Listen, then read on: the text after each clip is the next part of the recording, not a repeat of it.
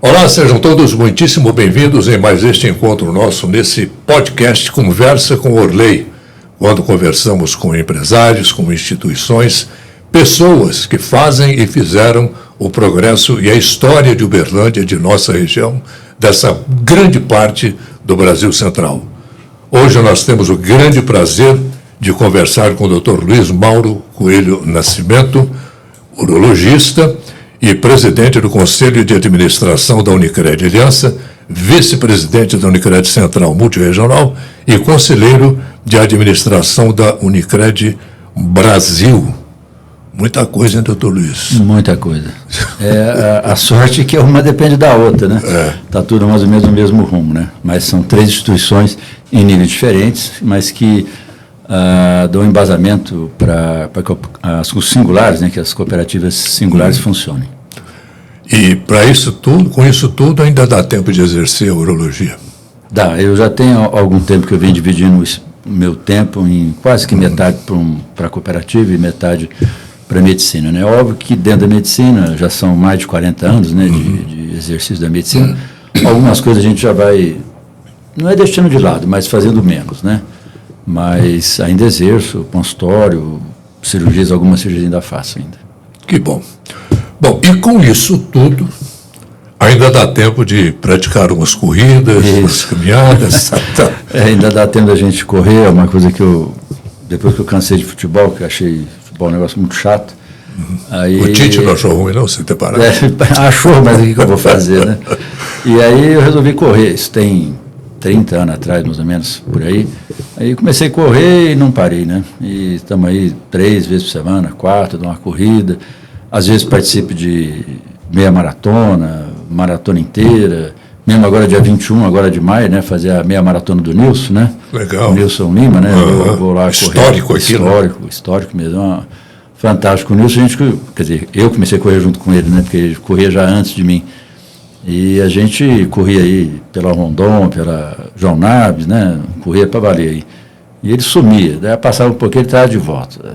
E só correndo, gente boa demais. E merece aí o sucesso que tem. Eu só não sei como é que ele aguenta, mas ele está aí. Corrida, de certa forma, habitua, né? Quase que vicia, né? Vicia, habitua. Tem um tal de hormônio, né? Os hormônios as endorfinas que atuam no cérebro, né? E que dão uma sensação muito boa de descanso, de prazer. E a corrida, como um esporte aeróbico, né? Ele proporciona isso com muita ênfase, né? E fora a amizade, né? A gente acaba construindo um círculo em volta disso muito grande. O esporte tem essa outra vantagem. Essa outra vantagem. Então, é muito legal fazer essa coisa dia 21. Já tem algum tempo que eu não corro, assim, competições, né? Acredito que essa agora é encontrar um monte de gente lá. Um monte de gente da época do praia, da época que a gente corria muito lá. No meio circula a conversa aí que você, quando viaja, e você viaja muito, você sempre leva um tênis e um short ao lado. Sempre levo. E é uma maneira até de conhecer as cidades, né? Porque você acaba correndo, às vezes dá para correr 2 vezes, você conhece a cidade, você olha, né? Enfim, eu gosto muito, eu sempre levo. Às vezes não dá não, mas a maior parte das vezes eu consigo dar uma corridinha lá. Mas sente falta, né, quando não faz? Sente falta, nossa senhora. É muito bom, correr. Bom, vamos lá. A Unicred Aliança está completando agora 30 anos, é isso, Luiz? 30 anos. Essa história começou um pouco mais de 30, 32, 33 talvez, no sul do Brasil, no Vale das Antas, no Rio Grande do Sul.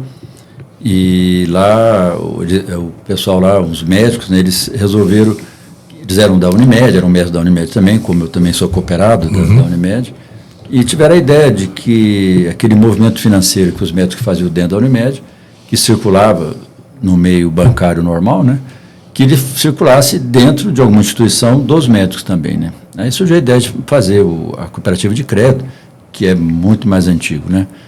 E começaram a fazer, eu fui na época eu era diretor de Unimed, a única vez que eu fui diretor de Unimed, e numa convenção, a gente estava lá e teve um momento lá para eles apresentarem o que era o sistema Unicred, o que era a cooperativa de crédito.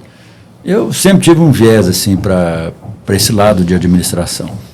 Aí foi eu e um outro colega lá assistir, ficamos entusiasmados, enfim. Aí esse colega e eu, nós trouxemos para cá, e a Unimed no início ajudou bastante, né, a gente a montar. Nós funcionamos talvez 1 ano, 2 anos, não me lembro direito, dentro da Unimed. Depois a cooperativa de crédito foi se desgarrando, né? Uhum. E até uma coisa que se confunde muito, né? As pessoas acham que até hoje, né, depois de 30 anos, que a Unicred é o banco da Unimed, né? E não tem nada a ver. Tinha esse boato tinha mesmo. essa conversa. E na realidade, são 2 cooperativas diferentes, né? Uma é cooperativa de serviço médico, que é a Unimed, e a outra é uma cooperativa de crédito, que começou com médico, depois nós avançamos para a área da saúde, e atualmente a gente chama de livre admissão. É o termo que dentro do cooperativismo a gente trata isso.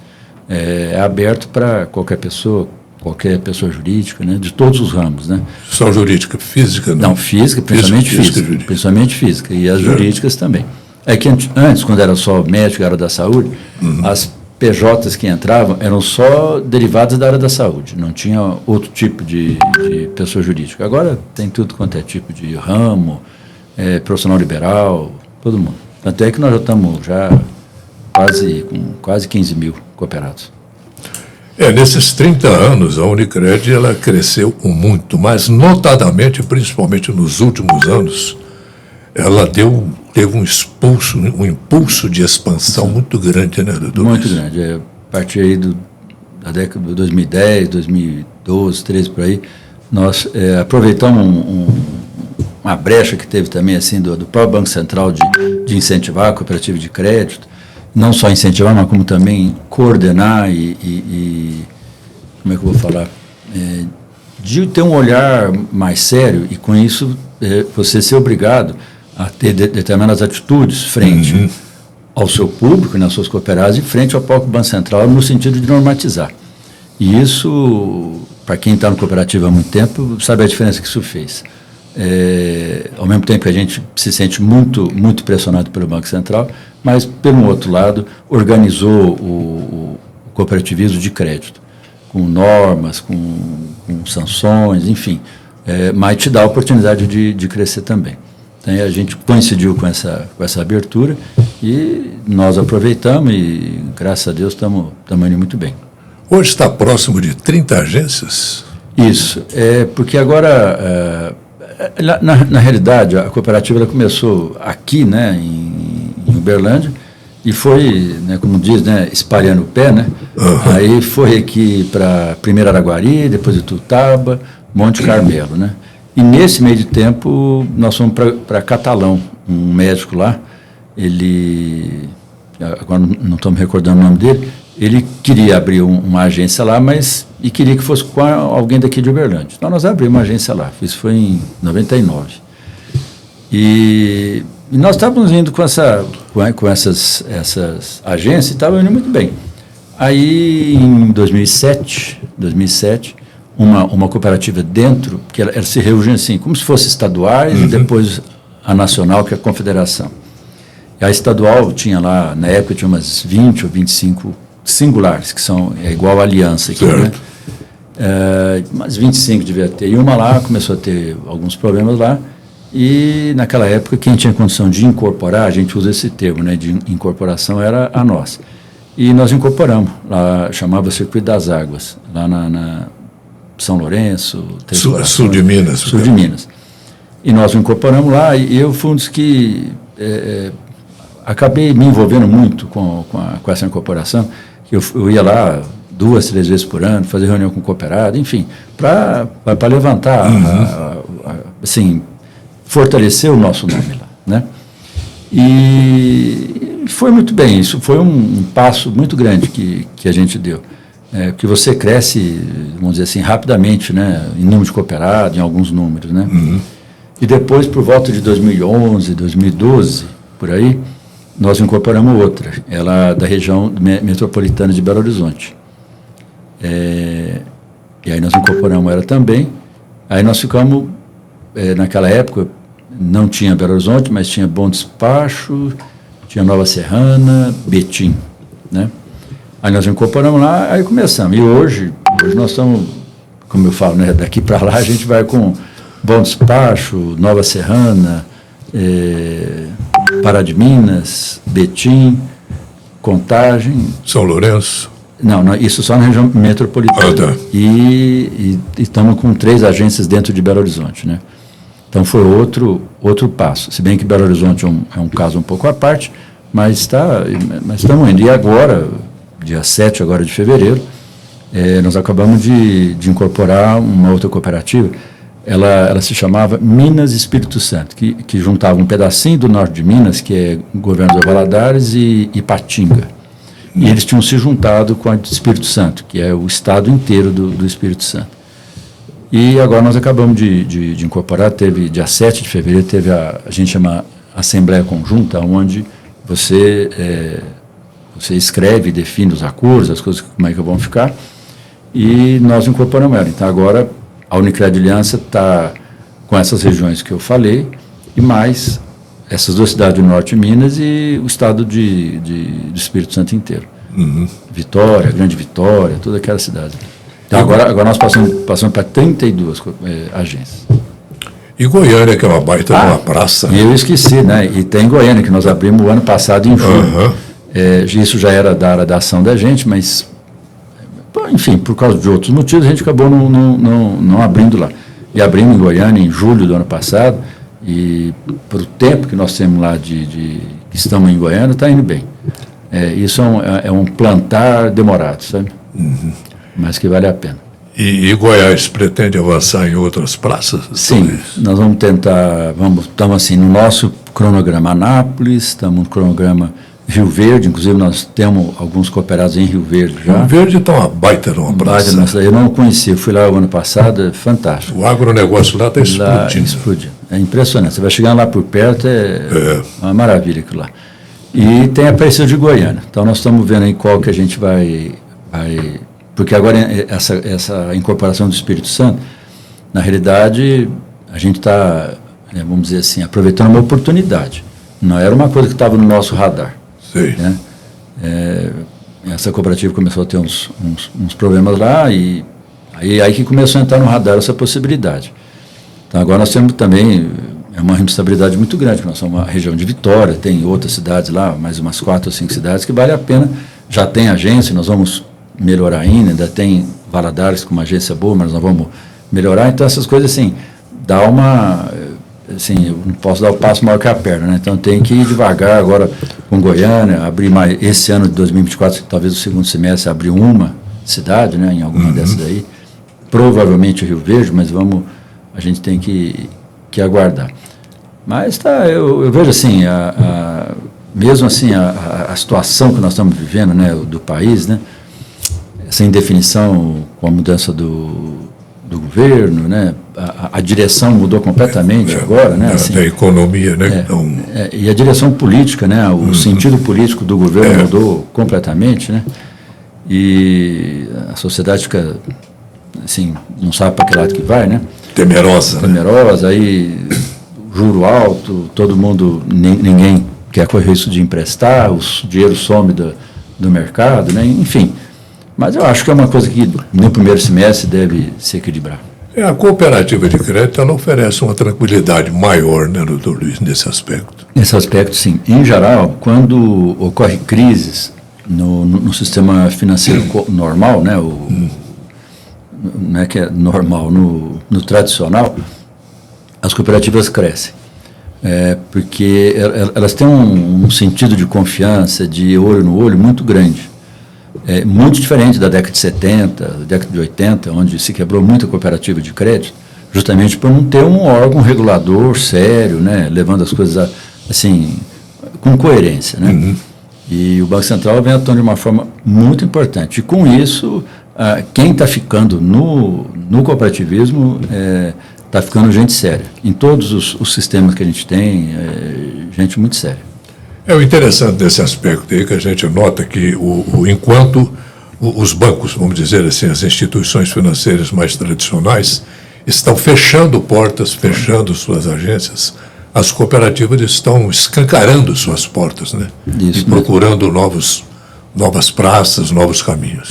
Em geral, o custo de uma cooperativa costuma ser um pouco menor.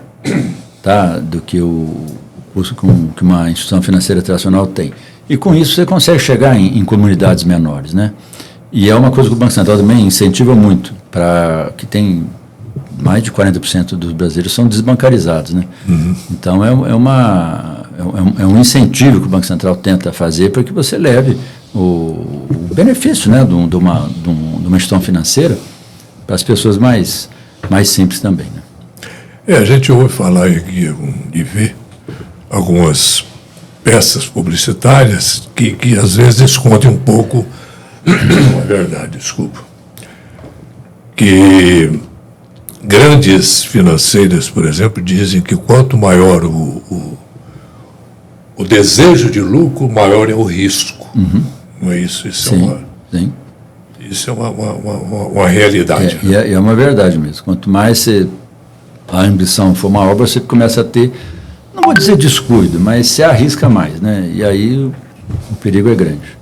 E a cooperativa de crédito, ela alerta muito sobre isso. Muito sobre isso, porque a gente tem uma tendência de conhecer mais o público da gente.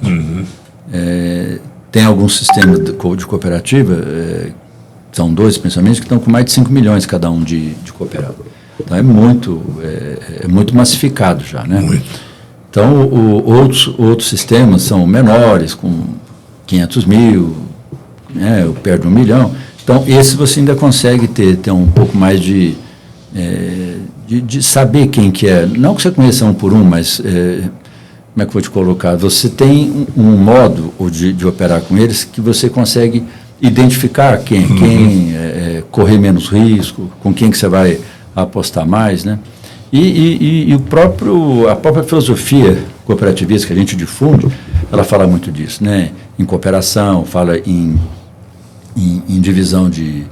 A gente não fala lucro, fala sobra, mas você divide aquilo que foi ganho, né? O custo tende a ser menor. Enfim, acaba sendo uma convivência mais harmônica. O cooperado, isso é um ditado até que tem dentro da cooperativa, né? O cooperado, ele é dono, né, da cooperativa. Ele vai dos dois lados, né? Tanto ele quer, e esse é um paradoxo que a gente, quando a pessoa começa a entender isso, a entrar dentro do cooperativismo, ele começa a valorizar. Ao mesmo tempo que ele é dono, que ele tem uma responsabilidade do ponto de vista de capital, né? Que é a responsabilidade dele vai até o limite do capital que ele tem na cooperativa, mas ao mesmo tempo ele tem, por outro lado, serviços tão bons quanto o sistema tradicional, num custo mais barato para ele, mais acessível, a burocracia diminui tremendamente, né? E os princípios de equidade, de ética, enfim, não que o tradicional não seja, mas na cooperativa isso se valoriza demais e a toda hora. Toda assembleia, toda reunião que a gente faz, a gente bate muito nisso, porque é um modo de convivência, né? É o olho no olho também. Isso, né? Olho no olho. E assim, e sem carta na manga, né?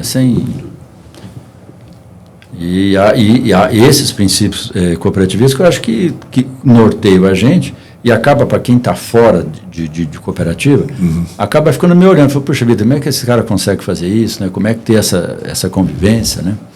Então, acho que fica meio assim, querendo saber como é que é. Bom, você já deu uma pincelada nesse assunto, mas é bom a gente retornar. Com esse mar revolto e incerto aí da nossa economia, a cooperativa de crédito continua sendo um melhor negócio para a pessoa aplicar, investir suas finanças, seu dinheiro. Sem dúvida. O cooperativismo de crédito, ele é feito baseado na pessoa física, né? Inclusive nos estatutos diz que PJ, né, pessoa jurídica, é uma exceção, tá?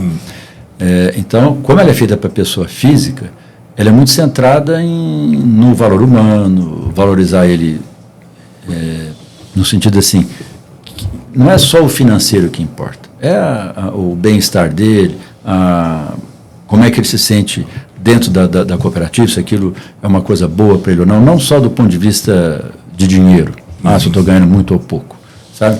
Mas no sentido de encontrar um ambiente mais amistoso, um ambiente onde você possa conversar sobre finanças, o seu ganho ou não, mas de uma forma mais justa, mais equilibrada, né? Sem puxar a brasa para sardinha de um lado só, né? Então, esse lado do cooperativismo é muito bom. E as pessoas, em geral, que estão acostumadas a trabalhar com os bancos tradicionais, quando eles entram para trabalhar com a cooperativa e entendem aquilo que a gente está fazendo, eles ficam assim, maravilhados. Como que isso aqui pode existir, né? E a gente ser tratado dessa forma. E lá não, né? De forma alguma, né? É um número, né? E mesmo aqueles que têm grandes quantidades né, financeiras aplicadas ou em fundos, etc., óbvio que esses vão ter alguma... Tratamento diferenciado. Aliás, foi o que se tentou fazer com as salas VIP, né, que tem, né, todos os bancos têm a sua sala lá, que se você entrar em qualquer uma delas hoje, é tão cheia quanto as outras. Entendeu? Então, acaba não tendo essa diferenciação. E com a gente está todo mundo igual. Aí é que começa a grande diferença. A cooperativa de crédito, todas as salas delas são VIP. Todas as agências são VIPs, os funcionários, os colaboradores trabalham igualmente para todo mundo, porque o que vale na cooperativa não é o voto. Desculpa, não é o capital, é o voto. Cada pessoa tem um voto na Assembleia. Cada pessoa jurídica, por mais capital que você possa ter, por mais... é um voto. Então, por isso que eu falei no início, ele é centrado na pessoa física. E a pessoa física é uma só, né? Não tem jeito, né? E, então, quando você vai votar em qualquer coisa, você entra lá com os mesmos direitos e deveres de quem tem mais ou menos que você. E isso não é levado em consideração mesmo. Essa marca premium, que a gente ouve tanto falar aí, ela é uma jogada, vamos dizer assim, de marketing, ou ela realmente funciona como uma coisa premium? A gente, o sistema Unicred, como eu te falei, né, ele tem a Unicred do Brasil, que é a confederação. Você tem as centrais, que são 4 hoje, e você tem as singulares, que são no sistema todo da 37 ou 38 cooperativas, com 280 mil cooperados, me parece. Então, essas 3 entidades, elas cuidam do institucional, cuidam da propaganda, do marketing institucional, do regramento geral das cooperativas. E, há uns anos atrás, o sistema Unicred, em uma assembleia da Unicred do Brasil, resolveu chamar o nosso atendimento de premium, porque realmente é um atendimento diferenciado. Então, essa foi a ideia, da gente dizer ao cooperado o que a cooperativa, aquela singular ou aquela agência está tentando fazer por ele. Tá? E aí, então, você tem premium em todos os nossos produtos, cartão, previdência privada, enfim, né, fundos, o que no mercado financeiro chama de CDC, a gente chama de RDC, que é o depósito a prazo, né? E, então, assim, na qualificação de taxa, quanto que vai te pagar nisso, naquilo, enfim. Então, esse relacionamento premium não é premium no sentido que você vai ganhar mais, mas é premium de que você vai ser muito bem atendido, você vai ter à disposição colaboradores, etc., com foco na pessoa. É um atendimento VIP mesmo, geral. Pelo menos é o que a gente tenta fazer para todos. Óbvio que tem hora que você escolhe de um lado ou do outro, você não agrada grego e troiano, né? Mas o geral do atendimento que a gente tenta fazer é esse. Com agências boas, confortáveis para o cooperado, né? Praticamente todas as agências nossas da Unicred Aliança têm uma sala, um ambiente que é do cooperado, né? Que ali ele tem um atendimento quase que para ele só, né? Enfim, a gente tenta fazer isso para valorizar o indivíduo, para que ele fidelize com a cooperativa, aí os dois ganham, né? Claro.